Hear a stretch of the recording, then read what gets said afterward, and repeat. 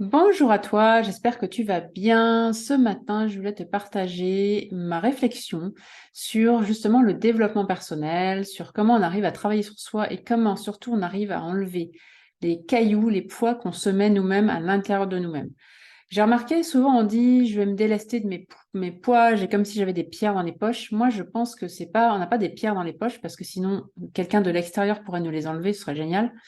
Moi, je pense qu'on se met nous-mêmes des pierres, des cailloux à l'intérieur de nous et qu'il n'y a que nous qui puissions les enlever. Donc, je voulais te partager ça ce matin. Je vais te raconter un petit peu comment on évolue justement dans le travail sur soi, comment par rapport à moi, l'évolution que j'ai eue. Et je pense que déjà dans l'enfance, souvent, on n'a pas de recul sur ce qui nous arrive. On vit les choses un peu en mode, on subit ce que l'environnement nous demande de faire, ce que nos parents, les profs, etc. Et donc, on est un petit peu, on va dire, on n'est pas vraiment conscient de ce qui se passe. Et c'est, je pense, à partir de l'adolescence qu'on commence à prendre du recul à l'adolescence, quand on est jeune adulte, on commence à réfléchir et on commence à se mettre nos premiers cailloux à l'intérieur de nous. Alors, comment ça se passe? Je pense que déjà dans l'environnement, on va dire européen ou français, moi j'ai fait des séminaires notamment aux États-Unis avec des Américains, etc. Et je trouve qu'il y a une différence entre notre culture française qui est très, alors nous Français, on est les premiers consommateurs d'anxiolytiques et d'antidépresseurs. Et donc je trouve que dans l'approche française du développement personnel, on est très dirigé sur le pathos, sur les souffrances, voilà, on se crée des souffrances, on se crée des problèmes, des traumas, etc. Et je trouve que les Américains ont une approche beaucoup plus légère et beaucoup plus légère par rapport à toutes ces histoires. Et je pense qu'à partir du jeune adulte, de adolescent, jeune adulte, on commence à de par notre culture, à se mettre des problèmes, à se créer des problèmes et des blessures. Alors, c'est quoi? Ça peut être par exemple, dans mon enfance, j'ai mes parents, alors ça c'est un grand classique, mes parents ne m'ont pas aimé, je me suis sentie abandonnée, mes parents m'ont jamais dit je t'aime, mes parents m'ont pas donné de l'amour, m'ont pas fait de câlins, etc. Mon père, ma mère, mon frère, ma sœur, etc. Et donc, on commence à se mettre nous-mêmes nos propres blocages, c'est nous-mêmes qui nous les créons. Parce que ce n'est pas l'événement en lui-même qui est le problème, c'est notre perception de l'événement qui crée le problème. Si vous prenez, je sais pas, dans une fratrie, 3 ou 4 enfants qui vont vivre la même chose, il y en a peut-être un qui va être déprimé et l'autre qui va la transformer en faire une ressource et grandir. Il y en a un qui va voir qu'il n'y a aucun problème, etc. Donc, c'est pas le problème en soi, le problème, l'action, l'action est neutre. C'est juste, le fait est neutre, c'est juste nous, comment on va mettre notre focus dessus et comment on va aller le percevoir. Et donc, je pense que souvent dans l'enfant, enfin dans l'adolescence ou quand on est jeune adulte, on commence à mettre des étiquettes sur les personnes et à mettre des étiquettes sur nos blessures, nos traumas. Tiens, moi, je me sens pas aimée parce que mon père, il m'a pas fait ci, ma mère a pas fait ça, ou mon père a été trop ci, trop ça. Et donc, du coup, on va se créer notre propre blocage. Ensuite, souvent, alors je ne vais pas généraliser, mais souvent, ce qui se passe, quand on commence à se dire, bah, tiens, j'ai un problème, oui, je me sens pas aimée. Alors, comment on sait qu'on se sent pas aimé? Si, par exemple, je reprends l'exemple de quelqu'un qui se dirait, j'ai jamais été aimé par mes parents, etc. Comment ça va se traduire, cette blessure on va dire, d'abandon, de manque d'amour? Après, en fait, quand vous commencez à grandir, peut-être vous allez vous marier, etc., avoir un chéri, une chérie, vous allez le percevoir. En fait, si à l'intérieur de vous, vous avez cette perception dont je n'ai pas été aimé, c'est ce que vous allez percevoir à l'extérieur, puisque l'extérieur n'est que le miroir de ce qu'il y a à l'intérieur de vous. Donc, tout ce que vous croyez penser de vous, de votre identité, de vos problèmes, etc., vous allez le voir à l'extérieur. Sauf qu'à l'extérieur, vous avez un champ infini de probabilités, vous avez un champ infini de possibles, et que autour de vous, il y a autant, vous pouvez voir autant d'amour que d'abandon. C'est juste en fonction de votre lecture, vous allez voir l'amour ou l'abandon. Et donc, vous commencez, par exemple, vous allez rencontrer quelqu'un, vous allez être amoureux, et comme par hasard, si vous avez l'impression de ne pas être aimé ou d'être inexistant, par exemple, c'est ce que vous allez voir dans les actions de l'autre. Je prends un exemple. Si j'ai la perception d'être nulle, pas être aimé, d'avoir été abandonné par mes parents, pas être aimé, je sais pas, mon mari rentre à la maison, au lieu de passer un moment avec moi, il va aller, j'en sais rien, lire son journal ou sur son téléphone. hop, je vais avoir la perception qu'il ne m'aime pas, ou qu'il m'abandonne, ou que je suis inexistante. Si par contre, je n'ai pas du tout cette blessure en moi, que j'ai validé que j'ai toujours été aimée, que c'est facile pour moi d'être aimée, etc., il va rentrer du travail, il va aller sur son portable, ça ne me fait rien du tout, parce que je n'ai pas cette blessure-là. Et donc, en fait, après, vous allez commencer à attirer des gens à vous, donc vos partenaires de vie, ça peut être aussi, vous allez faire des enfants, et ces gens-là vont être le miroir de ce que vous n'avez pas encore intégré chez vous, que vous n'avez pas encore suffisamment travaillé, les blessures, etc. C'est ce qu'on dit. Vous voyez à l'extérieur ce qu'il y a à l'intérieur. Et donc, l'idée, c'est vraiment, je pense que petit à petit, on se crée nous-mêmes, hein, nos pathos, et on commence à se mettre des cailloux dans la poche, enfin à l'intérieur de nous, pas dans la poche, mais à l'intérieur de nous. Alors, ça peut être je suis timide, je suis nulle, je ne suis pas aimée, blablabla, blablabla, blablabla.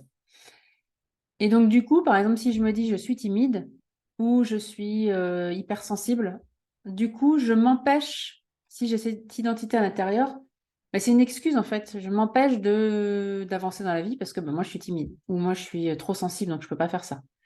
Et donc, du coup, on se crée nous-mêmes nos blocages. Souvent, on va du coup voir un psy. Je dirais que dans l'évolution du travail personnel, en général, même si je ne veux pas généraliser, mais en général, la première chose qu'on fait, c'est qu'on va voir un psy. Pourquoi? Parce que quand on a plein de blessures et qu'on est en mode c'est la faute de l'autre, hein, à ce stade-là, souvent on est en mode c'est la faute de l'autre, c'est à cause de mon père, à cause de ma mère, à cause de ci, de tel événement que je ne peux pas avancer dans ma vie, j'ai ce blocage, etc. Donc, du coup, le psy, en fait, de manière générale, hein, le psy, il va vous donner de l'écoute, de l'attention. Et donc, c'est en général, quand on est en mode victime, c'est la faute de l'extérieur, on a besoin de se sentir aimé, écouté, et on a besoin de se sentir soutenu. Et souvent, alors moi, c'était mon expérience en tout cas, j'ai vu plusieurs psys, c'était la première chose que j'ai fait, sortir de, on va dire, l'adolescence, au démarrage de ma vie d'adulte. Le psy, c'est génial parce que le psy, tu te sens écouté, tu te sens aimé sous une forme. Et souvent, quand on a cette blessure de j'ai pas été aimé, j'ai pas été assez sécurisé, on m'a pas fait assez de câlins, on m'a pas dit je t'aime, on a la perception que justement on va aller se remplir de l'extérieur, hein, que le psy va remplir ça. Sauf que la seule façon de se remplir d'amour, c'est de s'aimer soi-même.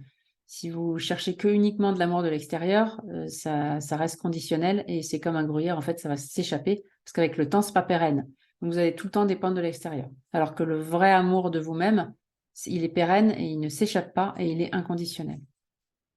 Du coup, on va voir un psy et c'est génial parce qu'on est écouté. Le psy, en général, il va dans votre sens. En tout cas, moi, ceux que j'ai connus, ils allaient dans mon sens. Donc, ils te confortent dans ton problème, en fait, dans ton histoire. Donc, mentalement, ils te confortent dans le mais t'as raison, vraiment, t'as pas eu de chance, et blablabla. Blablabla. Ils te confortent mentalement dans ton histoire. Et au niveau corporel, enfin, moi, je me souviens, quand j'allais voir le psy, j'étais dans une énergie, une énergie de mal-être. C'est-à-dire que avant même d'aller chez le psy, j'avais envie de pleurer. Dans la salle d'attente, il y en a qui pleurent. Et après, souvent, on pleure, on décharge tout son mal. Donc, c'est utile au stade 1, j'ai envie de dire, parce qu'on évolue par niveau, hein. Niveau de conscience, c'est comme un jeu vidéo, en fait, la vie. On évolue dans chaque catégorie de vie, dans chaque thème, dans chaque chose, on évolue par niveau. Donc, on ne peut pas arriver au niveau 7, 8 si on n'est pas passé par le niveau 1. Pour moi, de ma perception, de mon expérience, la psy, c'est le premier niveau. C'est-à-dire que j'en suis en mode, c'est la faute de l'autre. Le psy va conforter cette histoire-là. Et au niveau corporel, je me retrouve dans la même énergie de colère, de frustration, que j'ai pu avoir quand je pensais à cette situation. Et donc, souvent, au niveau énergétique, quand on va voir le psy, on rebrasse le mal-être. En fait, on fait un muscle, ce qu'on appelle, nous, le muscle du mal-être. Vous allez rebrasser la colère, la frustration, l'impuissance, la culpabilité, le regret, le remords, la honte, la tristesse, etc. Donc, au niveau énergétique, même si vous pouvez comprendre mentalement certains schémas, au niveau énergétique, en général, vous restez au même stade, c'est-à-dire vous n'évoluez pas et vous ne sortez pas de votre addiction au mal-être. Si vous êtes toujours dans une addiction au mal-être. Ce qui se passe après, c'est ce qui m'est arrivé. Après, donc on est toujours dans notre histoire, dans nos pathos, hein. Alors, ce qu'il y a, c'est qu'en plus, on fréquente, ça c'est important de l'épigénétique, on va fréquenter des gens qui sont dans la même énergie que nous. Donc, on va se plaindre de nos problèmes. Moi, je sais que je voyais mes amis et on se racontait nos problèmes. Donc, on continuait nos histoires et on continuait de ressasser notre histoire, soit mentalement et énergétiquement. Ensuite, le niveau d'après, enfin, en tout cas, moi, c'était mon expérience, c'est que moi, j'ai vu que le psy, ça ne m'aidait pas à avancer. J'en ai fait 1, 2, 3. J'avais l'impression que j'avais un problème, j'avais des problèmes. Et alors que je n'avais pas compris, avec mon regard aujourd'hui, hein, que en fait, quand tu vis des choses dans ta vie, n'importe quelle situation, hein, ça va pas dans ton couple, peu importe, ton enfant, il est comme ci, tu voudrais qu'il soit comme ça, etc. C'est juste la vie, en fait. Sauf que moi, je pensais que la vie, il fallait qu'il n'y ait pas de problème dans le couple, que tous mes enfants soient parfaits et équilibrés, etc. Que moi, je me sois bien à l'intérieur de moi. Et donc, du coup, comme je sentais que c'était pas parfait et que je croyais qu'il fallait que ce soit parfait et qu'un jour, j'allais connaître le bonheur absolu, du coup, je me créais mes propres problèmes, mes propres blocages. Je me dis, je vais aller voir quelqu'un qui va résoudre mon problème, que ce soit au niveau couple, au niveau de mon tel enfant, etc. Je suis timide, donc je vais débloquer ça, etc. Je n'avais pas compris cette loi universelle de la dualité, de la polarité. C'est que tout dans la vie est dual. Il y a la polarité dans tout. Et donc, c'est normal, parfois, dans ton couple, que ça ne va pas. C'est normal que tu aies un enfant qui te challenge. C'est normal qu'il y ait des moments où tu sois triste, etc. Je n'ai pas compris ça. Et donc, du coup, je commence à aller voir d'autres thérapeutes, mais toujours, et ça, c'est pas que c'était une erreur, mais à cette époque-là, je ne le savais pas. Le problème, c'est que j'y allais en mode, j'ai un problème et je cherche la personne, la solution, la méthode qui va résoudre mon problème. Donc, j'y allais vraiment dans une énergie et je pense que c'est juste le niveau 2 de l'évolution, du développement personnel, hein, et de la libération de nos charges. C'est le niveau 2, c'est le niveau après, juste après le psy. Je vais essayer telle méthode et cette méthode-là va me sauver. Et donc, j'y allais vraiment dans une énergie. Je me souviens, j'allais dans une énergie, je vais m'asseoir, je vais m'allonger, la personne va faire son truc énergétique sur moi, je sors et j'aurai plus de problème. Et après, je vais voir quelqu'un d'autre pour un autre problème. Sauf que tant qu'on est dans une énergie de penser que c'est l'autre qui va enlever vos cailloux, ça marche pas parce que le caillou il est à l'intérieur de vous. Donc l'autre va pas découper votre peau et enlever le caillou. Et donc du coup, j'allais de thérapeute en thérapeute. Là, j'étais plus sur le psy, mais vraiment plus au niveau corporel. Je commençais à sentir, je pense qu'on commence à sentir que c'est plus juste au niveau du mental, nos charges, que c'est aussi au niveau du corps. Je pense qu'instinctivement, on sent et on évolue comme ça, on suit un peu notre instinct. Et donc, j'ai commencé à aller plus vers des techniques corporelles, mais vraiment en mode passif. Et donc, quand on est en mode passif, ça ne peut pas fonctionner. Et donc, je me souviens très bien que j'allais de thérapeute en thérapeute et il n'y avait rien qui se passait en fait. Ça me faisait du bien sur le moment, je revenais 1 mois après, 2 mois après, 3 mois après, toujours la même problématique. Et je pense que c'est une question de maturité émotionnelle, maturité. Je pense que quand on n'est pas prêt, on ne va pas vers le bon outil, on n'attire pas le bon outil à nous. Et surtout, ce n'est pas une question d'outil, c'est une question de prise de conscience que ça vient de l'intérieur. Donc, je commence à apprendre à me former aussi sur des techniques de bien-être en me disant que ces techniques-là vont m'aider à aller mieux et après, je pourrais aider les autres. Alors, si vous voulez toute l'histoire, vous irez voir une autre vidéo que j'ai faite, que j'ai appelée mon histoire. Mais je voulais vraiment partager aujourd'hui le point de bascule, en fait. Je vais vous le redétailler parce que je trouve que c'est hyper important de comprendre comment ça s'est passé pour moi et le point de bascule par rapport à vous quand vous allez avoir ce point de bascule. Donc pour ceux qui me connaissent, vous avez peut-être vu mon histoire dans l'autre vidéo où je raconte mon histoire. Un jour, donc j'étais toujours en quête de chercher la solution à l'extérieur. Donc je tombe sur la vidéo de Magné Sam. Je me souviens, je pense que ce soir-là, j'ai dû voir cette vidéo et pendant j'ai dû voir quelques secondes et ma tête m'a dit, bon, c'est encore un de ces coachs là, c'est bon. Et donc, je suis sortie de la vidéo. Et je pense qu'il a dû dire sûrement une phrase. Je pense que je suis sortie de la vidéo au bout de quelques secondes, mais il a dû quand même dire une phrase qui a dû me marquer, parce que je suis revenue dessus. Et j'ai commencé à écouter. Ce soir-là, j'étais seule chez moi, mon compagnon n'était pas là. Et pour la première fois de ma vie, quelqu'un déjà m'expliquait comment je fonctionnais. Donc je me suis dit, waouh, en fait, enfin, non seulement il expliquait comment on fonctionnait, mais il nous expliquait que le mal-être et le bien-être se crée en nous et se défait en nous. C'est-à-dire que si j'ai créé moi-même mes pathos, mes cailloux, mes histoires, il n'y a que moi qui peux les déconstruire en fait. Il n'y a aucune énergie extérieure qui ne peut les déconstruire. Ça, c'est majeur. Si vous voulez vraiment avoir des résultats extérieurs, c'est majeur de comprendre ça. C'est moi qui ai créé mon blabla, mon histoire, mes problèmes, mes blocages, mes peurs, etc. Même si elles existent dans mon corps, mais je les ai créées. C'est par mon imaginaire, on va dire que je les ai créées. Et donc, du coup, personne d'autre ne peut les déconstruire. C'est moi qui ai créé dans mes cellules le mal-être parce que je mets mon attention sur ce qui ne va pas. Je ressasse tout le temps le passé, mes histoires du passé négatives, parce que dans ma vie actuelle, je mets mon attention sur ce qui ne fonctionne pas, sur ce que je n'ai pas, sur le manque. Donc, du coup, j'ai peur de créer la suite parce que ça me fait peur.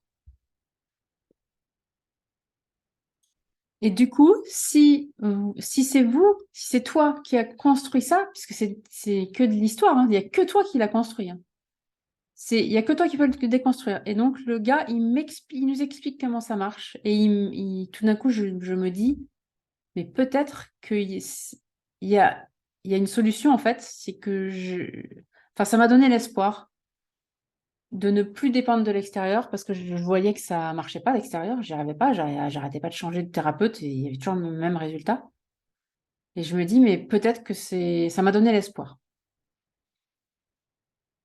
Et donc, j'ai passé, je sais pas, 5 heures. Je crois il donnait 5 vidéos gratuites. J'ai pris des notes pendant des heures. J'ai tout noté. Et je me suis dit, waouh, j'ai trouvé ça super intéressant de comprendre comment mon cerveau fonctionne. Parce que comment tu veux être maître de ta vie, de ton corps, de tes émotions, de ta transformation, si tu ne sais pas comment piloter l'avion. C'est comme si tu es dans un avion, tu veux que l'avion il aille à New York, mais tu sais pas comment piloter l'avion. Donc, si je veux aller vers le bonheur et que je ne sais pas comment faire, il faut que j'apprenne le mode d'emploi. Il faut que j'apprenne comment mon cerveau fonctionne, comment mes blocages ils se mettent en place, etc. Et ça, je ne savais pas du tout. Moi, je pensais que j'ai un problème, il y a une énergie extérieure qui va faire ces trucs et qui va m'enlever mon problème. Sauf qu'après, j'ai un autre challenge et je ne sais pas comment faire pour gérer tous les challenges de ma vie. Maintenant, je sais que quoi qu'on fasse, même si je sais enlever le mal-être en moi et que ça y est, il est enlevé, je suis beaucoup mieux, euh, il y aura quand même des challenges. Donc, il faut que mon système nerveux soit souple, soit fluide, soit mes blocages soient libérés, que j'ai enlevé mes cailloux. Parce que tant que j'ai mes cailloux, en fait, si j'attire de nouveaux challenges, c'est comme si c'était dur, en fait. Tu peux pas les absorber comme un... Il faut être souple, en fait, pour absorber les challenges. Et donc, pour être souple, il faut enlever enfin tous, une bonne partie des gros cailloux que vous avez que tu as à l'intérieur de toi. Donc, je regarde ces vidéos et là, et ça, c'est hyper important, c'est vraiment se connecter à ce qu'on ressent, la vibration, l'intuition qu'on a, et écouter la première intuition elle dure 1 minute, l'intuition. Et après, donc là, je me suis dit, j'ai regardé, ils faisaient des séminaires 5 jours après.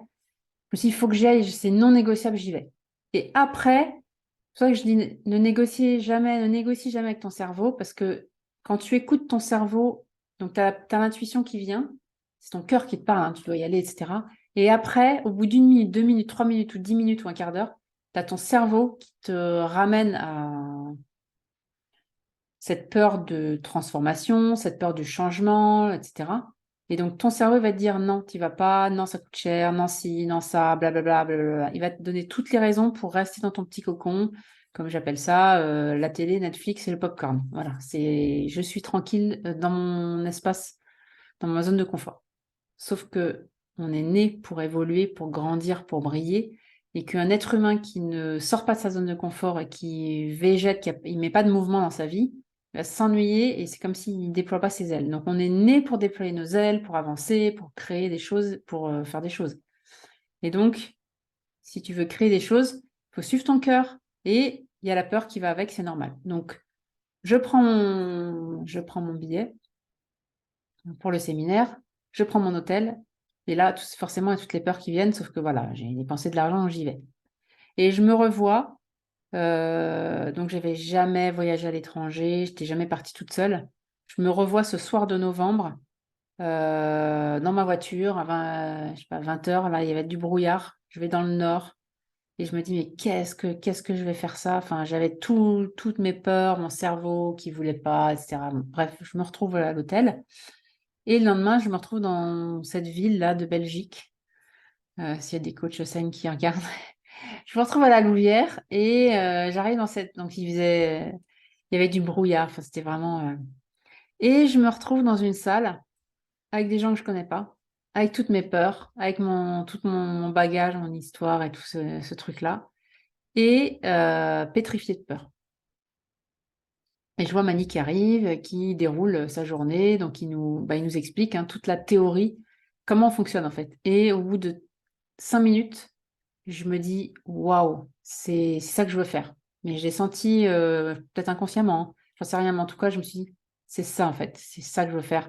Je veux comprendre comment je fonctionne, je veux aider les autres à comprendre comment ils fonctionnent.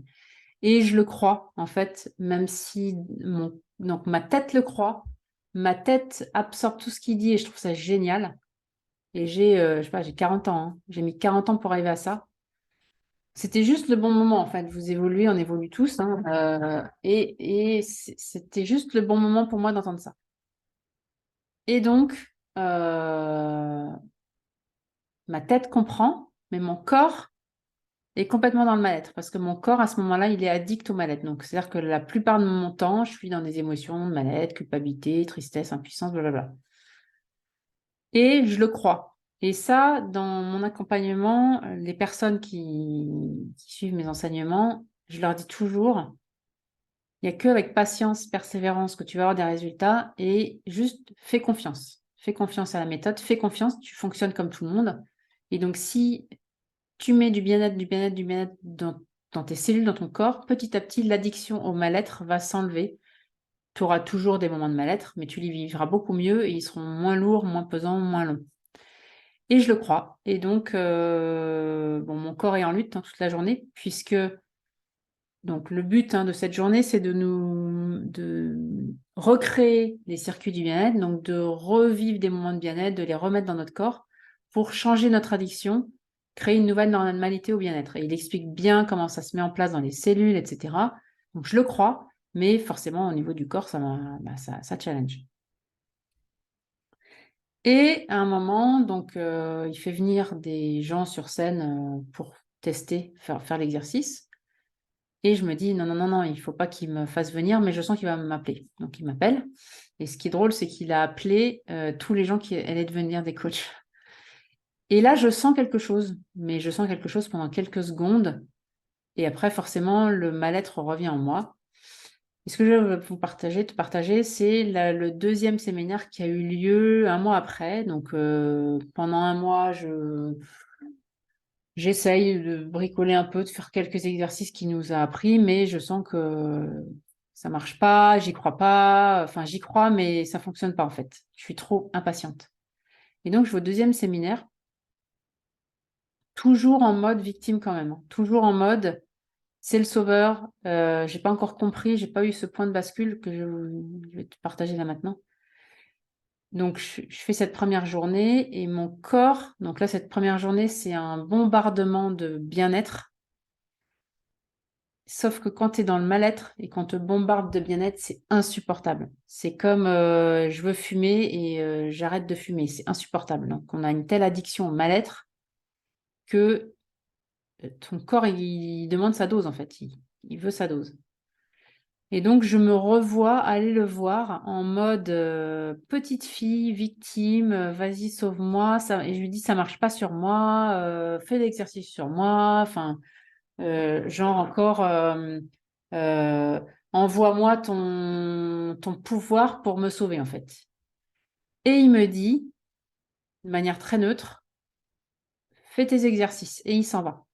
Et ça, ce moment-là, ça a été le point de bascule. À ce moment-là, je l'ai perçu méchant. Alors, souvent, j'explique ça à mes clients, hein, au même degré où on peut nous percevoir méchant, quelque part, c'est gentil. Et ce que ton pire fardeau sur le moment peut devenir ton plus beau cadeau. Et quand tu es perçu méchant, peut-être que 20 ans après, 10 ans après, 5 ans après, 3 ans après, 3 mois après, tu peux être perçu gentil. Et donc, à ce moment-là, je l'ai perçu méchant. Mais maintenant, avec mes yeux d'aujourd'hui, ça a été le plus beau cadeau qu'il m'ait fait.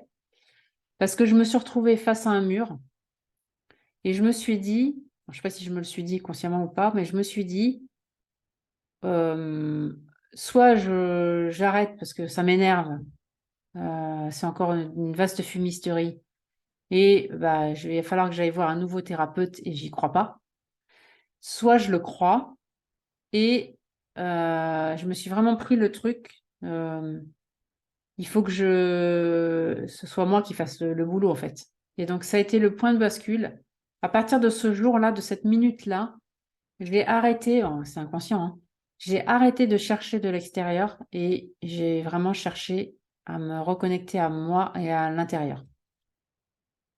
Et il n'y a que à ce moment-là où tu peux vraiment enlever, comprendre comment tu fonctionnes et donc du coup avoir des outils pour enlever tes propres cailloux. Et c'est que de la perception, c'est changer de perception, changer ta perception de l'histoire que tu te racontes et aller en parallèle recréer une nouvelle addiction au bien-être. Et donc voilà, je voulais te partager ce point de bascule parce que je pense qu'on a tous un moment pour passer au niveau 3, on va dire, de l'évolution, travail sur soi. Il faut avoir ce point de bascule qui peut être conscient, vécu consciemment ou inconsciemment, où tu arrêtes définitivement de remettre le pouvoir à l'autre et tu reprends ta responsabilité, ton pouvoir sur chaque histoire que tu t'es racontée. Et donc après, ça a été le démarrage pendant 5 ans. Ça fait 5 ans que je travaille dans ce sens-là et que j'ai déconstruit toutes les histoires que je m'étais construites. Je suis comme si, je suis bloquée là, c'est à cause de ci, de mon père, de ma mère, de trucs, de l'ex, de machin. J'ai tout déconstruit, toutes les histoires. Et du coup, maintenant, quand je repense à mon père, ma mère, j'ai de la gratitude. Quand je repense à mon ex-mari, j'ai de la gratitude. Quand je repense à mon compagnon actuel, j'ai de la gratitude. Alors qu'il y a quelques années, je le percevais comme un pervers narcissique. Alors qu'aujourd'hui, j'ai enlevé toutes les charges que j'ai envers lui. Et c'est hyper fluide. Notre relation est complètement transformée. Donc, c'est vraiment, je pense que c'est ça vraiment mon message, c'est que tout ce que tu te construis, c'est toi qui te l'es construit. Donc, c'est toi qui peux te le déconstruire et qu'il n'y a que toi qui peux aller connecter à l'histoire que tu t'es racontée, la transformer, enlever petit à petit tous les cailloux que tu t'es mis dans ton corps et aller recréer une addiction au bien-être. Ça, c'est la base de recréer l'addiction au bien-être. Et ça, c'est avec patience et persévérance qu'on y arrive.